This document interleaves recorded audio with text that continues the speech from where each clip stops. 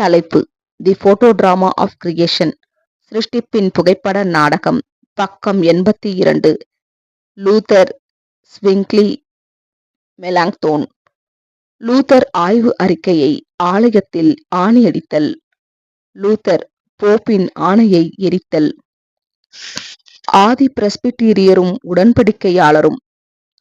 Martin Luther அவர்கள் சத்தியத்தை, அதாவது முழுமையான சுத்த சத்தியத்தை புரிந்து கொண்டார் எனும் அளவிற்கு எல்லோருக்கும் முன்னதாகவே கள்ள அமைப்பிலிருந்து அத்தனை முழுமையாக வெளியேறி இருந்தார் என்பதை இன்று யாருமே நம்புவதில்லை. லூதரன் சபையாரும் கூட அவரது 95 அறிக்கைகளில் 2 நீக்கிவிட்டனர். ஆனால் எண்ணிக்கையை மட்டும் அப்படியே வைத்திருக்க விரும்பி ஒரே கருத்தை 2ஆக பிரித்து வைத்துக் கொண்டனர். எப்படி இருந்தாலும் லூதருடைய காலத்தில் சீர்திருத்தம் முன்னேற்றம் அடைந்தது என்பதை அனைவரும் ஒப்புக்கொள்ளுகிறார்கள். இன்றைய கத்தோலிக்கரும் புராட்டஸ்டன்டினரும் மேம்பட்ட கத்தோலிக்கராகவும் மேம்பட்ட புராட்டஸ்டன்டினராகவும் இருக்கிறார்கள். டாக்டர் லூதர் ஒரு கத்தோலிக்க கல்லூரியின் தலைவராகவும் ஜெர்மானிய இளைஞருக்கு பாதிரியார் பணிக்கான அறிவுரைகளை வழங்குபவராகவும் இருந்தார். அவர் வேதாகமத்தை குறித்து கேள்விப்பட்டிருந்தார். ஆனால் 13 ஆண்டுகளாக அவருக்கு முன் வாழ்ந்த மற்றவர்களைப் போலவே அவரும் சபையின் பல்வேறு அப்போஸ்தல சங்கங்களின் தீர்மானங்களின் மீதும் பல்வேறு பிரகடனப்படுத்தப்பட்ட விசுவாச பிரமாணங்களின் மீதும் நம்பிக்கை வைத்திருந்தார். இவை வேதாகமத்தை சார்ந்தவை என்றும் அவர் நம்பினார். ஆனால் ஒரு நாள் புதிய ஏற்பாட்டின் ஓர் லத்தீன் பிரதியை பார்ப்பதற்கு அவருக்கு வாய்ப்பு கிடைத்தது. அவரது ஆர்வமே அதனை அவர் வாசிக்கும்படிக்கு செய்தது. அதன் எளிமையைக் கண்டு வியப்படைந்தார். வேதாகமத்திலிருந்து படிப்படியான திசை திருப்பம் ஏற்பட்டுள்ளதா என்பதை அறிய ஓர் ஆலோசனை குழுவை கூட்ட வேண்டும் என்று அவர் போப்பிற்கு கடிதம் ஒன்றை எழுதினார்.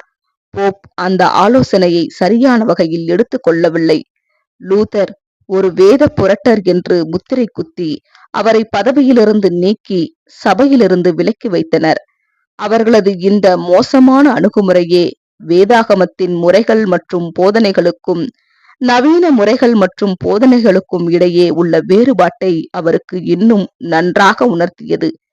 அவர் ஜெர்மனி முழுவதும் இருந்து படிக்கத் தெரிந்த சொற்ப ஜனங்களிடையே பரவும்படி துண்டு பிரதிகளை எழுதத் தொடங்கினார். படிப்படியாக மிகுந்த உபத்திரவத்தின் வாயிலாக வேதாகமம் அதிக முக்கியத்துவம் பெற ஆரம்பித்தது. அந்த புனிதமான நேர்மையான இருதயமுள்ள சீர்திருத்தவாதிகள் வேதாகமத்தை ஓரளவு மாத்திரமே புரிந்து கொண்டனர். மூட நம்பிக்கை மற்றும் மதவெறியின் புகையின் பெரும்பகுதி இன்னுமே அவர்களின் மனக்கண்களை பாதிப்படைய செய்தது. நாமும் கூட இன்னும் அந்த புகை மூட்டத்திலிருந்து வெளியே வரவில்லை. இருப்பினும் வேதாகம ஆராய்ச்சி புத்துயிர் பெற்று எல்லா கிறிஸ்தவ பிரிவை சேர்ந்த ஜனங்களின் மீது தாக்கத்தை ஏற்படுத்தி வருகின்றபடியால் பிதாவாகிய தேவனுக்கு ஸ்தோத்திரம்.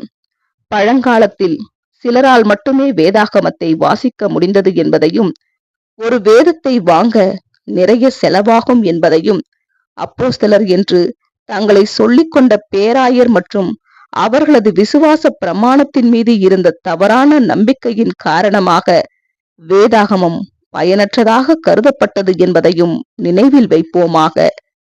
ஆமேன்.